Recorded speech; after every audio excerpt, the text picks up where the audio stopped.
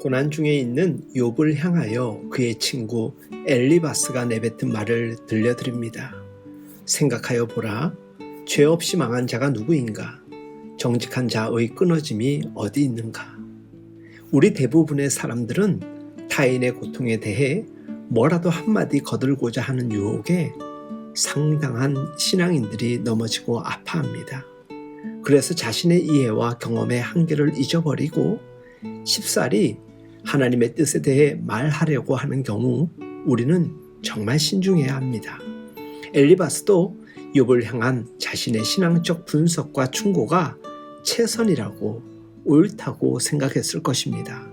그러나 하나님은 그의 말이 옳지 못했음을 책망하셨습니다. 하나님의 뜻은 인간의 지각을 언제나 초월합니다. 우리의 섣부른 왜에 대한 해석이 생각보다 큰 문제로까지 이어질 수 있습니다. 누군가에 대해 어떤 상황에 대해 타인에게 말할 때는 보다 경건한 마음가짐이 필요합니다. 신종 코로나 바이러스 감염증 사태를 지나오면서 이 재난이 특정한 나라 혹은 특정한 사람들의 죄에 대한 하나님의 심판이라는 식으로 분석했던 사람들의 목소리가 커질 때가 있었습니다. 그런 말을 자꾸 듣다 보니 그 당시 사람들은 정말 그런 것인가 하는 생각을 덩달아 하곤 했습니다. 그러나 여러 교회가 그리고 세상 온 전역이 어려움을 당하고 있는 지금의 상황에 이르러서야 이 재난에 대해 하나님의 뜻을 쉽게 추론하려 해서는 안 된다는 것을 모두가 절실히 깨달았습니다. 그것은 하나님 앞과 고통당하고 있는 사람 앞에서 그리고 시대와 세대가 온통 겪고 있는 어려움 속에서 취할 옳은 태도가 아니었음을 깨닫게 된 것이지요. 영국 성공의 신학자 톰 라이트 교수는 그에 져서 하나님과 팬데믹에서 코로나19에 대해 신앙인들과 교회가 할 질문은 왜가 아니라 무엇이라고 말합니다.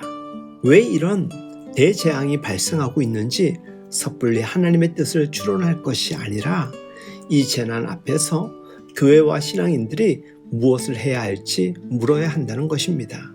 고난에 대해서 우리 안에 즉시로 떠오르는 반응들을 피하는 대신 애통하며 기도하는 가운데 새로운 시각을 얻는 것이 요청된다고 말합니다. 그러면서 라이트 교수는 사도행전 11장에 등장하는 안디옥 교회를 중요한 예로 제시합니다. 로마 제국 클라우디우스 황제 때에 천하에 큰 흉년이 닥치자 안디옥 교회는 유대에 있는 형제들을 돕기 위해 힘을 다해 구조를 준비하여 전달합니다. 그 기근은 분명 하나님의 계획과 섭리 가운데 일어난 것이었습니다. 그러나 안디옥 교회는 재난의 원인을 분석하여 누군가를 심판대 위에 올려놓는 대신 교회로서 마땅히 해야 할 일을 행합니다. 이것은 비단 안디옥 교회만의 이야기가 아니라 역사 속 펼쳐진 재앙의 시기마다 교회가 감당해왔던 일이기도 합니다. 따라서 지난 3년에 가까운 시간 내내 전 세계적인 재난과 고통을 마주하고 있는 교회에도 동일한 태도가 필요합니다. 우리는 우연이란 없으며 모든 일이 하나님의 주권 안에서 그 선하신 뜻에 따라 일어남을 믿고 고백합니다. 그러나 하나님의 주권을 인정하는 것과 하나님의 숨은 의도를 추론하려 하는 것은 전혀 다른 이야기입니다. 오히려 모든 일에 하나님의 선하신 뜻이 있음을 믿는다면 우리는 이웃과 공공의 재난 앞에서 교회와 성도의 사명이 무엇인지를 생각하고 그 일을 감당해야 합니다. 역설적이게도 그 무엇을 행하다 보면 진정한 왜를 만나게 됩니다. 주어진 상황 속에서 마땅히 할 일을 행할 때 예기치 못했던 하나님의 큰 그림을 보게 될 것입니다.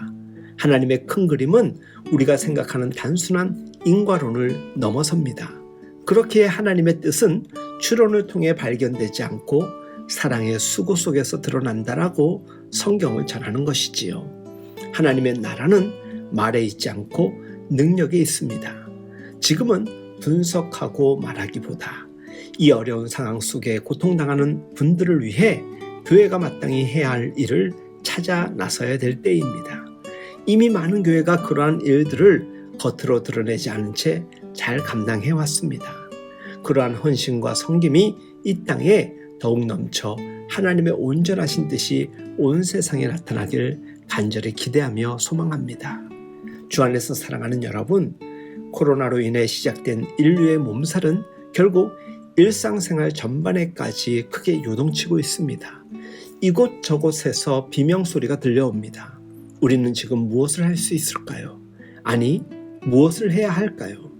예수님이 모든 사람들에게 이웃으로 다가가 했던 일들을 떠올리고 본받는 것이 우리에게 답일 것입니다.